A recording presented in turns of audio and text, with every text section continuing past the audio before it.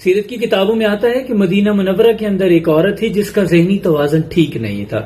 ایک روز حضور اکرم صلی اللہ علیہ وسلم سرور کونین تاجدار انبیاء مسجد نبی کے صحن میں بیٹھے تھے اور گرد صحابہ بیٹھے تھے. سبحان اللہ، کیا منظر ہوگا. اے مسجد نبی تو ہی بتا منظر وہ کتنا پیارا ہوگا. صحن میں آقا بیٹھے ہوں گے، گرد صحابہ بیٹھے ہوں گے. سبحان اللہ. تو وہ عورت جب آئی تو اس نے آ کر دروازے سے ہی حضور اکرم صلی اللہ علیہ وسلم کو اشارے سے پاس بلایا. قربان جاؤں مصطفیٰ کریم آقا صلی اللہ علیہ وسلم اس کے پاس آئے.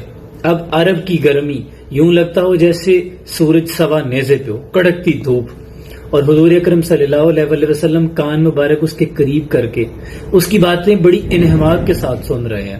وضحیٰ کے چہرے پر پسینہ آنے لگا.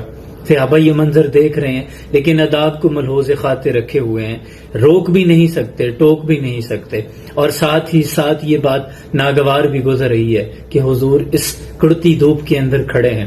جب اس نے اپنی ساری باتیں سنا لی، اپنے دل کا سارا غبار نکال لیا، تو قربان جاؤں فدا کا امی و ابی یا رسول اللہ، حضور کے چہرے مبارک پہ پھر بھی تبسم تھا.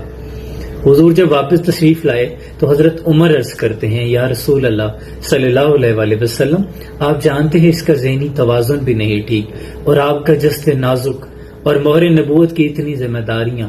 حضور آپ اتنا وقت کیوں ضائع کرتے ہیں؟ آپ خواہ خود کو تکلیف میں کیوں ڈالتے ہیں؟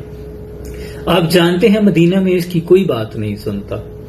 تو کتنے شفیق آقا ہیں، امتی تیری قسمت پہ قربان جاؤں. حضور اکرم صلی اللہ علیہ وسلم سرور کونین نے ارشاد فرمایا کہ عمر اس کی مدینہ میں اگر کوئی نہیں سنتا، میں بھی نہ سنوں تو کون سنے گا.